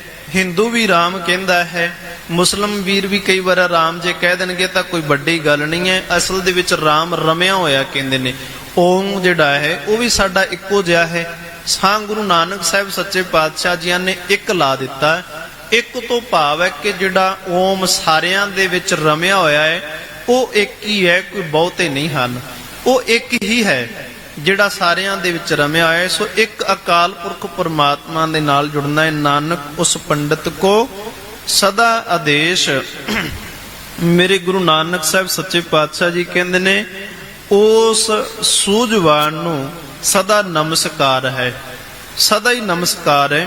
ਤੇ ਸਤਿਗੁਰੂ ਜੀ ਕਹਿੰਦੇ ਨੇ ਜੋ ਜੋ ਜਪੈ ਤਿਸ ਕੀ ਗਤ ਹੋਏ। ਜਿਹੜਾ ਵੀ ਜਪਦਾ ਹੈ ਉਹਦੀ ਗਤ ਹੋ ਜਾਂਦੀ ਹੈ, ਉਹਦਾ ਪਾਰ ਉਤਾਰਾ ਹੋ ਜਾਂਦਾ ਹੈ। ਇੱਥੇ ਕਰਮ ਨਹੀਂ ਆ ਰਿਹਾ, ਇੱਥੇ ਕਿਰਿਆ ਆ ਰਹੀ ਹੈ, ਭਾਵ ਕਿ ਜਪਣਾ ਇੱਕ ਕਿਰਿਆ ਹੈ। ਕਰਮ ਜਦੋਂ ਅਸੀਂ ਜਪਦੇ ਨਹੀਂ ਆ ਤੇ ਸੁਬਾਰਦੀ ਤੌਰ ਦੇ ਉੱਤੇ ਅਸੀਂ ਸਸਤਾ ਜਿਹਾ ਕੰਮ ਲੱਭ ਲੈਂਦੇ ਆ। ਕਈ ਵਾਰੀ ਅਸੀਂ ਕਹਿ ਦਿੰਦੇ ਆ ਕੁਝ ਮਿਲਦੇ ਜੁਲਦੇ ਕਰਮ, ਜਿਹੜੀ ਗੁਰੂ ਨਾਨਕ ਸਾਹਿਬ ਜੀ ਦਾ ਸਿਧਾਂਤ ਸੀਗਾ, ਜੋ ਮਰਿਆਦਾ ਸੀ, ਉਹ ਕੁਝ ਵੱਖਰੀ ਸੀ। ਵੱਖਰੀ ਕਿਵੇਂ ਹੋ ਗਈ ਕਿ ਜਿਵੇਂ ਇਸਲਾਮ ਧਰਮ ਦੇ ਵਿੱਚ ਉਹ ਚਾਦਰ ਚੜਾਉਂਦੇ ਨੇ ਕਿਸੇ ਵੀ ਸਮਾਧ ਦੇ ਉੱਪਰ, ਉਹ ਚਾਦਰ ਚੜਾਉਂਦੇ ਨੇ ਵੀ ਚਾਦਰ ਚੜਾਉਣ ਦੇ ਨਾਲ ਸਫਲਤਾ ਮਿਲ ਜੇਗੀ। ਸੋ ਹੌਲੀ ਹੌਲੀ ਇਹ ਕਰਮ ਕਿਧਰੇ ਨਾ ਕਿਧਰੇ ਸਿੱਖ ਧਰਮ ਦੇ ਵਿੱਚ ਵੀ ਪ੍ਰਵੇਸ਼ ਕਰ ਗਿਆ। ਨਾਮ ਨਹੀਂ ਹੈਗਾ ਬੰਦੇ ਕੋਲ, ਜਪਜੀ ਸਾਹਿਬ ਨਹੀਂ ਪੜਦਾ ਬੰਦਾ, ਔਰ ਰੁਮਾਲਾ ਸਾਹਿਬ ਲੈ ਕੇ ਆ ਰਿਹਾ ਹੈ, ਔਰ ਇਸੇ ਦੇ ਵਿੱਚ ਉਹ ਕਹਿ ਰਿਹਾ ਕਿ ਸ਼ਾਇਦ ਬਹੁਤ ਵੱਡਾ ਮੈਂ ਰੱਬ ਦੇ ਉੱਪਰ ਉਪਕਾਰ ਕਰ ਦਿੱਤਾ, ਬਹੁਤ ਵੱਡਾ ਉਪਕਾਰ ਕਰ ਦਿੱਤਾ। ਸੋ ਇਹ ਕਈ ਵਾਰ ਇਹ ਬਾਹਰੀ ਤੌਰ ਦੇ ਜਿਹੜੇ ਕਰਮ ਨੇ ਸਾਨੂੰ ਬਹੁਤ ਸੋਹਣੇ ਲੱਗਦੇ ਨੇ, ਕਿ ਸਾਨੂੰ ਇਉਂ ਲੱਗਦਾ ਹੈ ਕਿ ਸ਼ਾਇਦ ਇਸ ਤਰ੍ਹਾਂ ਸੌਖੇ ਕਰਮ ਕਰਨ ਦੇ ਨਾਲ ਨਾਮ ਮਿਲ ਜਾਏਗਾ। ਨਹੀਂ, ਨਾਮ ਤਾਂ ਵੱਖਰਾ ਹੀ ਹੈ। ਨਾਮ ਜਪਣ ਨਾਲ ਨਾਮ ਮਿਲੇਗਾ, ਕਰਮ ਕਰਨ ਨਾਲ ਨਾਮ ਨਹੀਂ ਮਿਲੇਗਾ। ਨਾਮ ਜਪਣ ਨਾਲ ਅਸੀਂ ਕਰਮ ਕਰ ਸਕਦੇ ਹਾਂ, ਦਇਆ ਕਰ ਸਕਦੇ ਹਾਂ, ਦਾਨ ਕਰ ਸਕਦੇ ਹਾਂ, ਮਾਫ ਕਰ ਸਕਦੇ ਹਾਂ ਕਿਸੇ ਨੂੰ, ਸਭਨਾਂ ਦੇ ਵਿੱਚ ਇੱਕੋ ਰੱਬ ਵੇਖ ਸਕਦੇ ਹਾਂ। ਪਰ ਨਾਮ ਜਪਣ ਨਾਲ ਕੇਵਲ ਨਾਮ ਮਿਲਦਾ ਹੈ। ਜੇ ਅਸੀਂ ਕਰਮ ਕਰਨ ਦੇ ਨਾਲ ਨਾਮ ਨੂੰ ਪ੍ਰਾਪਤ ਕਰਨਾ ਚਾਹੀਏ, ਧਾਰਮਿਕ ਪਖੰਡ ਲਿਬਾਸ ਕਰਨ ਦੇ ਨਾਲ ਨਾਮ ਨੂੰ ਪ੍ਰਾਪਤ ਕਰਨਾ ਚਾਹੀਏ, ਨਹੀਂ ਮਿਲ ਸਕਦਾ। ਇਸ ਕਰਕੇ ਨਾਮ ਨੂੰ ਪ੍ਰਾਪਤ ਕਰਨ ਵਾਸਤੇ ਨਾਮ ਨਾਲ ਹੀ ਜੁੜਨਾ ਪਏਗਾ, ਨਾਮ ਹੀ ਜਪਣਾ ਪਏਗਾ। ਇਸ ਕਰਕੇ ਸਤਿਗੁਰੂ ਜੀ ਕਹਿੰਦੇ ਨੇ ਜੋ ਜੋ ਜਪੇ, ਜਿਸ ਨੇ ਵੀ ਜਪਿਆ, ਜਿਸ ਨੇ ਵੀ ਪਰਮਾਤਮਾ ਜੀ ਦਾ ਨਾਮ ਜਪਿਆ। ਹੁਣ ਸਾਡੇ ਸਾਹਮਣੇ ਸਵਾਲ ਆਉਂਦਾ ਹੈ ਵੀ ਸਤਿਗੁਰੂ ਜੀ ਜਪਿਆ, ਹੁਣ ਸਾਨੂੰ ਪਤਾ ਕਿਵੇਂ ਲੱਗੇ ਵੀ ਕਿੰਨੇ ਜਪਿਆ ਤੇ ਕਿੰਨੇ ਨਹੀਂ ਜਪਿਆ।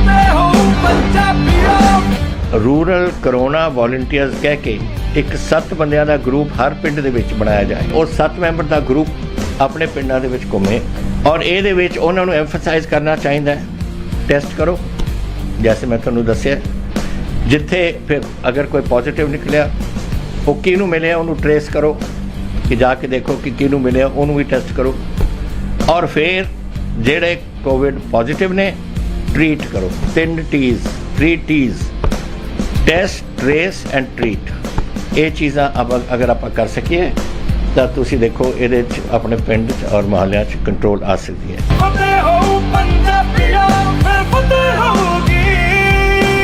ਕਾਰੀ ਲੋਕ ਜਿਹੜੇ ਰੱਬ ਨਾਲੋਂ ਤੋੜਨ ਦਾ ਯਤਨ ਕਰਦੇ ਸੀ, ਉਹ ਨਸ਼ਟ ਹੋ ਗਏ। ਪ੍ਰਹਿਲਾਦ ਵਰਗੇ ਕਿੰਨੇ ਹੀ ਭਗਤ ਉਹ ਸੰਸਾਰ ਦੇ ਵਿੱਚ ਉਧਰ ਗਏ, ਤਰ ਗਏ, ਬਚ ਗਏ, ਕਿਉਂਕਿ ਉਹਨਾਂ ਨੇ ਨਾਮ ਜਪਿਆ ਸੀ। ਜੋ ਜਪੇ ਤਿਸ ਕੀ ਗਤ ਹੋਵੇ, ਸਾਧ ਸੰਗ ਪਾਵੇ ਜਨ ਕੋਏ। ਪਰ ਕਹਿੰਦੇ ਨੇ ਇਹ ਨਾਮ ਤਾਂ ਹੀ ਮਿਲ ਸਕਦਾ ਹੈ ਸਾਧ ਸੰਗਤ ਦੇ ਵਿੱਚ ਬੈਠ ਕੇ। ਸਾਧ ਸੰਗਤ ਦੇ ਵਿੱਚ ਆਇਆ, ਸੋ ਸਾਧ ਸੰਗਤ ਦੇ ਵਿੱਚ ਬੈਠ ਕੇ ਸਭ ਤੋਂ ਔਖਾ ਕਰਮ ਹੈ ਸਾਧ ਸੰਗਤ ਦੇ ਵਿੱਚ ਬੈਠਣਾ, ਕਿਉਂਕਿ ਉੱਥੇ ਬੈਠ ਕੇ ਸਾਡੇ ਅੰਦਰ ਅਕਾਲ ਪੁਰਖ ਪਰਮਾਤਮਾ ਜੀ ਦੇ ਨਾਮ ਦੀ ਖਿੱਚ ਪੈਦਾ ਹੋਵੇ। ਸਾਨੂੰ ਪਤਾ ਲੱਗੇ ਕਿ ਇੱਥੇ ਕੋਈ ਊਚ ਨੀਚ ਨਹੀਂ ਹੈ, ਇਸੇ ਸਾਰੇ ਇੱਕੋ ਜਿਹੇ ਨੇ। ਸਾਧ ਸੰਗ ਪਾਵੇ ਜਨ ਕੋਈ। ਸਾਧ ਸੰਗਤ ਦੇ ਵਿੱਚ ਬੈਠ ਕੇ ਕੋਈ ਵਿਰਲਾ ਹੀ ਸੇਵਕ ਨਾਮ ਦੇ ਰੱਬ ਦੇ ਨਾਮ ਨੂੰ ਪ੍ਰਾਪਤ ਕਰਦਾ ਹੈ। ਕੋਈ ਵਿਰਲਾ ਹੀ ਮਨੁੱਖ, ਸਾਧ ਸੰਗਤ ਦੇ ਵਿੱਚ ਅਸੀਂ ਸਾਰੇ ਹੀ ਆਉਣੇ ਆ, ਪਰ ਕੋਈ ਵਿਰਲਾ ਹੀ ਮਨੁੱਖ ਹੁੰਦਾ ਹੈ ਜਿਹੜਾ ਸੁਖਮਨੀ ਉਪਦੇਸ਼, ਜਪਜੀ ਉਪਦੇਸ਼, ਗੁਰੂ ਗ੍ਰੰਥ ਸਾਹਿਬ ਜੀ ਦੀ ਬਾਣੀ ਦਾ ਪਵਿੱਤਰ ਉਪਦੇਸ਼ ਆਪਣੇ ਹਿਰਦੇ ਦੇ ਵਿੱਚ ਟਿਕਾ ਕੇ ਲੈ ਜਾਂਦਾ ਹੈ। ਅਸਲ ਦੇ ਵਿੱਚ ਨਾਮ ਨੂੰ ਪ੍ਰਾਪਤ ਕਰਨ ਵਾਸਤੇ ਨਾਮ ਨਾਲ ਜੁੜਨਾ ਪੈਂਦਾ ਹੈ, ਕਰਮਾਂ ਨਾਲ ਨਹੀਂ। ਕਰਮ ਫਿਰ ਸਾਨੂੰ ਗੁਰਬਾਣੀ ਦੱਸਦੀ ਹੈ, ਉਹ ਕਰਮ ਅਸੀਂ ਫਿਰ ਕਰਨੇ ਹਨ। ਸਤਿਗੁਰ ਦਇਆ ਕਰੇ ਸੁਖ ਦਾਤਾ ਹਮ ਲਾਵੇ, ਆਪਨ ਪਾਲੀ ਗੁਰਸਿੱਖ ਮੀਤ ਚੱਲੋ ਗੁਰ ਚਾਲੀ। ਸੋ ਅਸੀਂ ਗੁਰੂ ਨੂੰ ਅਜੇ ਲੱਭਿਆ ਹੀ ਨਹੀਂ ਤੇ ਕੰਮ ਪਹਿਲਾਂ ਹੀ ਕਰਨ ਲੱਗ ਪਏ, ਧਾਰਮਿਕ ਕਰਮ ਪਹਿਲਾਂ ਹੀ ਕਰਨ ਲੱਗ ਪਏ ਵੀ ਸ਼ਾਇਦ ਕਰਮ ਕਰਨ ਦੇ ਨਾਲ ਗੁਰੂ ਮਿਲ ਪਵੇਗਾ। ਪਰ ਇੱਥੇ ਗੁਰਬਾਣੀ ਦਾ ਉਪਦੇਸ਼ ਕੁਝ ਵੱਖਰਾ ਹੈ। ਗੁਰਬਾਣੀ ਕਹਿੰਦੀ ਹੈ ਗੁਰਸਿੱਖ ਮੀਤ ਚੱਲੋ, ਗੁਰ ਚਾਲੀ ਜੋ ਗੁਰ ਕਹੇ ਸੋਈ ਭਲ ਮਾਨੋ। ਜੋ ਗੁਰੂ ਕਹਿੰਦਾ ਉਸ ਅਨੁਸਾਰ ਚੱਲਣ ਦਾ ਯਤਨ ਕਰੋ। ਪਰ ਅਸੀਂ ਕਹਿੰਦੇ ਅਸੀਂ ਗੁਰੂ ਲੱਭਣਾ, ਇਸ ਕਰਕੇ ਅਸੀਂ ਧਾਰਮਿਕ ਕਰਮ ਕਰਦੇ ਪਏ ਆ। ਕਿਉਂ ਨਾ ਅਸੀਂ ਪਹਿਲਾਂ ਗੁਰੂ ਹੀ ਲੱਭ ਲਈਏ, ਫਿਰ ਗੁਰੂ ਸਾਨੂੰ ਦੱਸੇਗਾ ਕਰਮ ਕਿਹੜੇ ਨੇ, ਧਾਰਮਿਕ ਕਰਮ ਕਿਹੜੇ ਨੇ, ਧਾਰਮਿਕ ਲਿਬਾਸ ਕਿਹੜਾ, ਸਾਨੂੰ ਗੁਰੂ ਦੱਸੇਗਾ ਨਾ। ਫਿਰ ਜਦੋਂ ਗੁਰੂ ਦੱਸਦਾ ਹੈ ਤੇ ਫਿਰ ਉਹ ਇੱਕੋ ਹੀ ਗੱਲ ਕਹਿੰਦੇ ਨੇ, ਕਾਇਆ ਰੰਗਣ ਜੇਤੀਏ ਪਿਆਰੇ ਪਾਈਏ ਨਾਉ ਮਜੀਠ। ਕਹਿੰਦੇ ਨੇ ਆ ਬਾਹਰੀ ਤੌਰ ਤੇ ਕਾਇਆ ਨੂੰ ਰੰਗਦਾ ਪਿਆ ਏ, ਬਾਹਰੀ ਤੌਰ ਤੇ ਲਿਬਾਸ ਪਾ ਕੇ ਆਪਣੇ ਆਪ ਨੂੰ ਧਰਮ ਦੀ ਰੰਗਤ ਦੇਣ ਦਾ ਯਤਨ ਕਰਦਾ ਪਿਆ ਹੈ। ਜੇ ਤੂੰ ਨਾਮ ਹੀ ਜਪਣਾ ਹੈ, ਜੇ ਤੂੰ ਰੱਬ ਨੂੰ ਪਾਉਣਾ ਹੀ ਹੈ ਤੇ ਸਿੱਧਾ ਹੀ ਨਾਮ ਨੂੰ ਜਪ, ਸਿੱਧਾ ਹੀ ਮਜੀਠ ਦਾ ਨਾਮ ਪੱਕਾ ਹਿਰਦੇ ਦੇ ਵਿੱਚ ਕਰ ਲੈ, ਪਾਈਏ ਨਾਉ ਮਜੀਠ। ਆ ਬਾਹਰੀ ਤੌਰ ਦੇ ਰੰਗ ਕਦੀ ਲੈਂਦੇ ਨੇ, ਕਦੀ ਉਤਰਦੇ ਨੇ, ਕਦੀ ਚੜ੍ਹਦੇ ਨੇ। ਸਿੱਧਾ ਹੀ ਰੱਬ ਦੇ ਨਾਮ ਮਜੀਠ ਜਿਹੜਾ ਹੈ, ਜਿਹੜਾ ਕਦੀ ਉਤਰਦਾ ਹੀ ਨਹੀਂ, ਉਹਨੂੰ ਪ੍ਰਾਪਤ ਕਰ। ਰੰਗਣ ਵਾਲਾ ਜੇ ਰੰਗੇ ਸਾਹਿਬ ਐਸਾ ਰੰਗ ਨਾ ਡੀਠ। ਜੇ ਰੰਗਣ ਵਾਲਾ ਰੱਬ ਇਸ ਮਨ ਨੂੰ ਰੰਗ ਦੇਵੇ, ਸੋ ਇਹੋ ਜਿਹਾ ਰੰਗ ਅਸੀਂ ਕਦੇ ਡਿਠਿਆ ਹੀ ਨਹੀਂ ਹੋਵੇਗਾ, ਇਹੋ ਜਿਹਾ ਆਨੰਦ ਅਸੀਂ ਕਦੇ ਮਾਣਿਆ ਹੀ ਨਹੀਂ ਹੋਵੇਗਾ। ਜਿਨ ਕੇ ਚੋਲੇ ਰਤੜੇ ਪਿਆਰੇ ਕੰਤ ਤਿਨਾ ਕੇ ਪਾਸ, ਧੂੜ ਤਿਨਾ ਕੀ ਜੇ ਮਿਲੇ ਜੀ ਕਹੋ ਨਾਨਕ ਕੀ ਅਰਦਾਸ। ਇਸ ਕਰਕੇ ਜਿਹੜੇ ਵੀ ਸਾਧੂਆਂ ਦੀ ਸੰਗਤ ਦੇ ਵਿੱਚ ਗਏ, ਜਿਹੜੇ ਵੀ ਪਹਿਲੇ ਗੁਰੂ ਸਿੱਖ ਸਾਹਿਬਾਨ ਜਿਨ੍ਹਾਂ ਦੀਆਂ ਆਪਾਂ ਪੁਰਾਤਨ ਸਾਖੀਆਂ ਸੁਣਦੇ ਆ, ਉਹਨਾਂ ਨੇ ਇੱਕੋ ਗੱਲ ਆਖੀ, ਨਾਮ ਦੀ ਦਾਤ ਬਖਸ਼ੋ ਜੀ। ਉਹਨਾਂ ਨੇ ਇਹ ਨਹੀਂ ਆਖਿਆ ਧਾਰਮਿਕ ਕਰਮ ਦੱਸੋ ਜੀ, ਉਹਨਾਂ ਨੇ ਸਿੱਧੇ ਗਏ ਜਾ ਕੇ ਗੁਰੂ ਨੂੰ ਆਖਿਆ ਨਾਮ ਦੀ ਦਾਤ ਦਿਓ ਜੀ। ਕਿਉਂਕਿ ਉਹਨਾਂ ਨੂੰ ਪਤਾ ਲੱਗ ਗਿਆ ਵੀ ਜਦੋਂ ਨਾਮ ਆ ਗਿਆ ਉਹਦੇ ਪਿੱਛੇ ਕਰਮ ਆ ਜਾਣਗੇ ਸਾਰੇ। ਫਿਰ ਨਾਮ ਨੂੰ ਜਪ ਕੇ ਜਿਹੜੇ ਕਰਮ ਹੋਣਗੇ ਉਹ ਕਰਾਂਗੇ। ਆਪਾਂ ਨਾਮ ਜਪਣ ਵਾਸਤੇ ਕਰਮ ਕਰਦੇ ਆ, ਪਰ ਜੇ ਨਾਮ ਜਪ ਕੇ ਕਰਮ ਕਰਾਂਗੇ ਸੋ ਸਫਲ ਹੋਵਾਂਗੇ। ਕਰਮ ਅਸੀਂ ਕਰਦੇ ਆ, ਨਾਮ ਤੋਂ ਟੁੱਟੇ ਹੋਏ ਆ, ਪਰ ਸਤਿਗੁਰੂ ਜੀ ਕਹਿੰਦੇ ਨੇ ਕਰ ਕਿਰਪਾ ਅੰਤਰ ਉਰ ਧਾਰੇ। ਜਿਹੜਾ ਮਨੁੱਖ ਗੁਰੂ ਦੀ ਕਿਰਪਾ ਦੁਆਰਾ ਆਪਣੇ ਹਿਰਦੇ ਦੇ ਵਿੱਚ ਨਾਮ ਨੂੰ ਧਾਰਨ ਕਰ ਲੈਂਦਾ ਹੈ, ਹਿਰਦੇ ਦੇ ਵਿੱਚ ਟਿਕਾ ਲੈਂਦਾ, ਤੇ ਸਤਿਗੁਰੂ ਜੀ ਕਹਿੰਦੇ ਨੇ ਇਹ ਤਾਂ ਹੋ ਹੀ ਨਹੀਂ ਸਕਦਾ ਵੀ ਉਹਦਾ ਪਾਰ ਉਤਾਰਾ ਨਾ ਹੋਵੇ। ਜਿਨਨੇ ਰੱਬ ਦੇ ਨਾਮ ਨੂੰ ਗੁਰੂ ਦੀ ਕਿਰਪਾ ਦੁਆਰਾ ਟਿਕਾ ਲਿਆ, ਸੋ ਸਤਿਗੁਰੂ ਜੀ ਕਹਿੰਦੇ ਨੇ ਪਛ ਪ੍ਰੇਤ ਮੁਗਧ ਪਾਥਰ ਕੋ ਤਾਰੇ। ਪਸ਼ੂ ਬਿਰਤੀ ਵਾਲਾ ਬੰਦਾ ਹੋਵੇ, ਪ੍ਰੇਤ ਬਿਰਤੀ ਵਾਲਾ ਆਤਮਾ ਹੋਵੇ, ਮੁਗਧ ਪਾਗਲ, ਪਾਥਰ ਜਿਹੜਾ ਬਹੁਤ ਪੱਥਰ ਦਿਲ ਵਾਲਾ ਹੈ, ਉਸ ਨੂੰ ਵੀ ਤਾਰ ਦਿੰਦਾ ਹੈ। ਹੁਣ ਇਹ ਸਾਰੇ ਕਿਹੜੇ ਕਿਹੜੇ ਨੇ ਇਹੋ ਜਿਹੇ ਧਾਰਮਿਕ ਸਿੱਖ ਧਰਮ ਦੇ ਵਿੱਚ ਇਹੋ ਜਿਹੀ ਸਾਖੀ ਵੇਗੀ ਆ। ਪਛ ਪ੍ਰੇਤ, ਜਿਹੜਾ ਪ੍ਰੇਤ ਕਰਮ ਕਰਦਾ ਸੀ ਨਾ, ਉਹ ਸੀਗਾ ਜਿਹੜਾ ਗੁਰੂ ਨਾਨਕ ਸਾਹਿਬ ਸੱਚੇ ਪਾਤਸ਼ਾਹ ਜੀਆਂ ਦੇ ਵੇਲੇ ਭਾਈ ਮਰਦਾਨਾ ਜੀਆਂ ਨੂੰ ਤੇਲ ਦੇ ਵਿੱਚ ਤਲ ਕੇ ਖਾਣਾ ਚਾਹੁੰਦਾ ਸੀ। ਉਹਦੀ ਬ੍ਰਿਤੀ ਪ੍ਰੇਤ ਵਾਲੀ ਸੀਗੀ, ਪ੍ਰੇਤ ਵਾਲੀ। ਕਿਉਂ? ਕਿਉਂਕਿ ਉਹ ਜੀਵਾਂ ਨੂੰ ਮਾਰਦਾ ਸੀ। ਸੋ ਪ੍ਰੇਤ ਕੀ ਕਰਦੇ ਨੇ? ਬੰਦਾ ਖਾ ਜਾਂਦੇ ਨੇ, ਬੰਦੇ ਨੂੰ ਮਾਰ ਦਿੰਦੇ ਨੇ। ਸੋ ਇਸ ਕਰਕੇ ਇਹੋ ਜੀ ਬਿਰਤੀ ਵਾਲਾ ਵੀ ਗੁਰੂ ਨਾਨਕ ਸਾਹਿਬ ਜੀ ਦੇ ਚਰਨਾਂ ਦੇ ਵਿੱਚ ਡਿੱਗਿਆ। ਗੁਰੂ ਨਾਨਕ ਸਾਹਿਬ ਜੀ ਨੇ ਨਾਮ ਨਾਲ ਜੋੜਿਆ, ਉਤਰ ਗਿਆ। ਕੋਈ ਕਰਮ ਨਹੀਂ ਨਾ ਦੱਸਿਆ, ਇਹ ਥੋੜਾ ਵੀ ਕੋਈ ਕਰਮ ਦੱਸਿਆ। ਅਸਲ ਦੇ ਵਿੱਚ ਗੁਰੂ ਸਾਹਿਬ ਜੀ ਨੇ ਨੂੰ ਭਾਈ ਮਰਦਾਨਾ ਜੀ ਦੇ ਰਾਹੀਂ ਇਹ ਗੱਲ ਆਖੀ ਕਿ ਨਾਮ ਜਪ, ਰੱਬ ਦਾ ਨਾਮ ਜਪ, ਤੂੰ ਤਰ ਜਾਏਗਾ। ਇਹਨਾਂ ਜੀਵਾਂ ਨੂੰ ਮਾਰ ਕੇ, ਵਲੀ ਕੰਧਾਰੀ ਇਹਨਾਂ ਜੀਵਾਂ ਨੂੰ ਮਾਰ ਕੇ ਤੂੰ ਕਿਉਂ ਇਹਨਾਂ ਨੂੰ ਮਾਰਦਾ ਪਿਆ ਹੈ, ਪਾਪ ਕਮਾਉਂਦਾ ਪਿਆ ਹੈ। ਪਸ਼ੂ ਬਿਰਤੀ ਵਾਲਾ ਕੌਣ ਹੁੰਦਾ ਹੈ? ਪਸ਼ੂ ਬਿਰਤੀ ਵਾਲਾ ਜਿਵੇਂ ਔਰੰਗਜ਼ੇਬ ਸੀ, ਉਹ ਕਹਿੰਦਾ ਸੀ ਵੀ ਸਾਰੇ ਹੀ ਮੇਰੇ ਧਰਮ ਦੇ ਵਿੱਚ ਆ ਜਾਓ, ਸਾਰੇ ਹੀ ਮੇਰੇ ਧਰਮ ਦੇ ਵਿੱਚ ਆ ਜਾਓ। ਪਸ਼ੂ ਬਿਰਤੀ ਇਹ ਹੁੰਦੀ ਕਿ ਉਹ ਪਸ਼ੂ ਕੀ ਕਰਦਾ ਹੈ, ਕਈ ਵਾਰੀ ਨਾ ਆਪਣਾ ਚਾਰਾ ਜਿਹੜਾ ਹੈ ਉਹ ਛੱਡ ਦਿੰਦਾ ਹੈ ਤੇ ਦੂਜੇ ਦਾ ਚਾਰਾ ਜਿਹੜਾ ਉਹਨੂੰ ਖਾਣ ਲੱਗ ਪੈਂਦਾ ਹੈ, ਉਸ ਨੂੰ ਖਾਣ ਦਾ ਯਤਨ ਕਰਦਾ ਹੈ। ਪਰ ਗੁਰੂ ਗੋਬਿੰਦ ਸਿੰਘ ਸਾਹਿਬ ਸੱਚੇ ਪਾਤਸ਼ਾਹ ਜੀਆਂ ਨੇ ਉਹਨਾਂ ਨੂੰ ਇੱਕ ਜਫਰਨਾਮਾ, ਇੱਕ ਚਿੱਠੀ ਲਿਖੀ। ਉਹਦੇ ਵਿੱਚ ਉਹਨਾਂ ਨੇ ਇਹ ਦੱਸਿਆ ਸੀ ਵੀ ਅਸਲ ਦੇ ਵਿੱਚ ਜਿਹੜੇ ਤੂੰ ਧਾਰਮਿਕ ਕਰਮ ਕਰਦਾ ਨਾ, ਵੀ ਸ਼ਾਇਦ ਇਹਦੇ ਨਾਲ ਮੇਰਾ ਰੱਬ, ਮੇਰਾ ਅੱਲਾ ਖੁਸ਼ ਹੁੰਦਾ ਹੈ। ਅਸਲ ਦੇ ਵਿੱਚ ਤੂੰ ਅੱਲਾ ਨੂੰ ਖੁਸ਼ ਨਹੀਂ ਕਰ ਪਾਇਆ। ਅਸਲ ਤੋਂ ਅੱਲਾ ਦੇ ਨਾਲੋਂ ਤੂੰ ਟੁੱਟ ਗਿਆ ਹੈ। ਅੱਲਾ ਦੇ ਨਾਲੋਂ ਟੁੱਟ ਕੇ ਤੂੰ ਇਹ ਕਰਮ ਕਰਦਾ ਪਿਆ ਆਪਣੀ ਸ਼ੋਭਾ ਵਾਸਤੇ ਵੀ ਹਾਂ ਮੈਂ ਆਖ ਸਕਾਂਗਾ ਮੈਂ ਇੰਨੇ ਜ਼ਿਆਦੇ ਲੋਕਾਂ ਨੂੰ ਆਪਣੇ ਧਰਮ ਦੇ ਵਿੱਚ ਲੈ ਕੇ ਆਇਆ ਹੈ, ਇੰਨੇ ਜ਼ਿਆਦੇ ਲੋਕਾਂ ਨੂੰ ਮੈਂ ਆਪਣੇ ਧਰਮ ਦੇ ਵਿੱਚ ਲੈ ਕੇ ਆਇਆ। ਲਿਬਾਸ ਪਾਇਆ, ਉਹ ਭਾਵੇਂ ਤਲਵਾਰ ਨਾਲ ਹੋਵੇ, ਉਹ ਭਾਵੇਂ ਪੈਸੇ ਨਾਲ ਖਰੀਦਿਆ ਜਾ ਚੁੱਕਾ ਹੋਵੇ, ਉਹ ਭਾਵੇਂ ਕਿਸੇ ਵੀ ਤਰੀਕੇ ਦੇ ਨਾਲ ਅੱਜ ਵੀ ਇਵੇਂ ਹੋ ਰਿਹਾ ਹੈ। ਸਿੱਖ ਦਾ ਕਰਮ ਵੀ ਇਵੇਂ ਹੋ ਰਿਹਾ ਹੈ।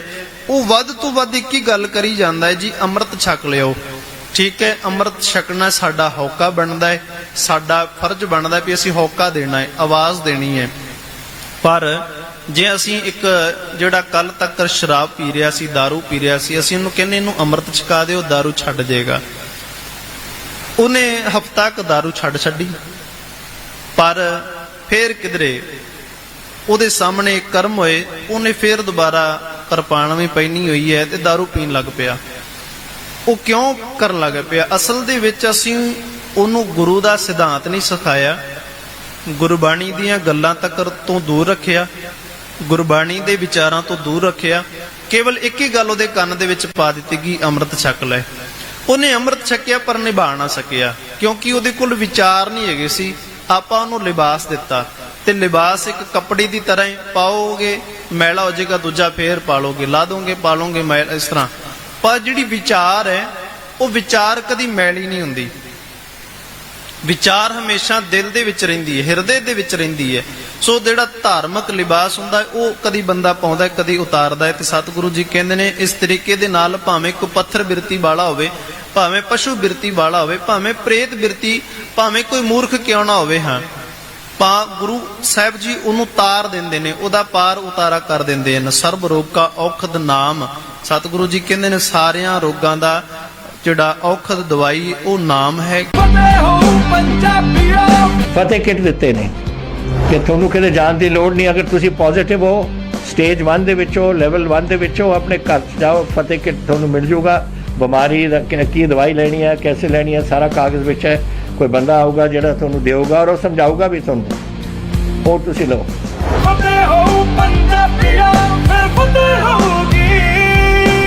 ਹੋ ਸਕਦਾ ਕਾਹੂ ਜੁਗਤ ਕਿਤੇ ਨਾ ਪਾਈਏ ਧਰਮ, ਨਾ ਕਿਸੇ ਜੁਗਤੀ ਦੇ ਨਾਲ, ਨਾ ਧਾਰਮਿਕ ਲਿਬਾਸਾਂ ਦੇ ਨਾਲ। ਨਾਮ ਨੂੰ ਜੁੜਨ ਪਾਉਣ ਵਾਸਤੇ ਨਾਮ ਨਾਲ ਹੀ ਜੁੜਨਾ ਪਏਗਾ, ਧਾਰਮਿਕ ਕਰਮਾਂ ਦੇ ਨਾਲ ਨਹੀਂ, ਜੁਗਤੀਆਂ ਦੇ ਨਾਲ ਨਾਮ ਨਹੀਂ ਮਿਲਦਾ। ਨਾਮ ਨੂੰ ਪਾਉਣ ਵਾਸਤੇ ਨਾਮ ਨਾਲ ਹੀ ਜੁੜਨਾ ਪਏਗਾ। ਨਾਨਕ ਤਿਸ ਮਿਲੇ ਜਿਸ ਲਿਖਿਆ ਧੁਰ ਕਰਮ। ਧੁਰ ਕਰਮ ਤੋਂ ਭਾਵ ਹੁੰਦਾ ਹੈ ਜਿਨੇ ਅਕਾਲ ਪੁਰਖ ਪਰਮਾਤਮਾ ਦੇ ਕੋਲੋਂ ਮੰਗਿਆ ਹੀ ਨਾਮ ਹੈ ਕਿ ਮੇਰੇ ਹਿਰਦੇ ਦੇ ਵਿੱਚ, ਮੇਰੇ ਮੱਥੇ ਦੇ ਉੱਪਰ ਨਾਮ ਦੀ ਲਕੀਰ ਖਿੱਚ ਦਿਓ ਤਾਂ ਕਿ ਮੈਂ ਨਾਮ ਨੂੰ ਪ੍ਰਾਪਤ ਕਰ ਸਕਦਾ। ਨਾਨਕ ਤਿਸ ਮਿਲੇ, ਉਸ ਨੂੰ ਹੀ ਮਿਲਦਾ ਹੈ ਜਿਨੇ ਗੁਰੂ ਦੇ ਕੋਲੋਂ ਨਾਮ ਮੰਗਿਆ, ਹੋਰ ਕੋਈ ਵਸਤੂ ਨਾ ਮੰਗੀ, ਕੇਵਲ ਤੇ ਕੇਵਲ ਪਰਮਾਤਮਾ ਜੀ ਦਾ ਨਾਮ ਮੰਗਿਆ। ਜਿਨ੍ਹਾਂ ਨਾਮ ਮੰਗਿਆ ਉਹਨਾਂ ਨੇ ਬਾਣੀ ਨੂੰ ਪੜ੍ਹਿਆ, ਵਿਚਾਰਿਆ, ਬਾਣੀ ਨੂੰ ਸਿੱਖਿਆ।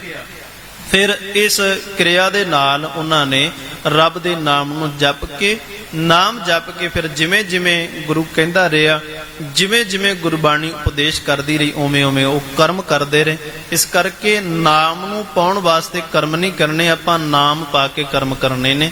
ਸੋ ਅਸੀਂ ਸਫਲ ਹੋਵਾਂਗੇ। ਗੁਰੂ ਸਾਹਿਬ ਜੀ ਸਭ ਸੰਗਤਾਂ ਦੇ ਉੱਪਰ ਕਿਰਪਾ ਕਰਨ, ਸਭਨਾਂ ਨੂੰ ਦੇਹ ਰੋਗਤਾ ਦੀਆਂ ਦਾਤਾਂ, ਚੜ੍ਹਦੀ ਕਲਾ ਦਾ ਜੀਵਨ ਬਖਸ਼ਿਸ਼ ਕਰਨ ਜੀ। ਪਿਆਰ ਸਤਿਕਾਰ ਨਾਲ ਆਖੋ ਜੀ ਵਾਹਿਗੁਰੂ ਜੀ ਕਾ ਖਾਲਸਾ, ਵਾਹਿਗੁਰੂ ਜੀ ਕੀ ਫਤਿਹ।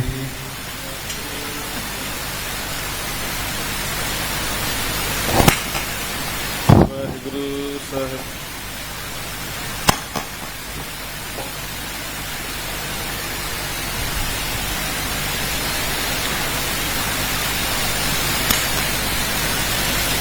ਧੰਨ ਵਾਹਿਗੁਰੂ ਸਾਹਿਬ ਜੀਓ। ਰਾਮ ਕਲੀ ਮਹਿਲਾ ਤੀਜਾ। ਆਨੰਦ ਇੱਕ ਓੰਕਾਰ ਸਤਿਗੁਰ ਪ੍ਰਸਾਦ।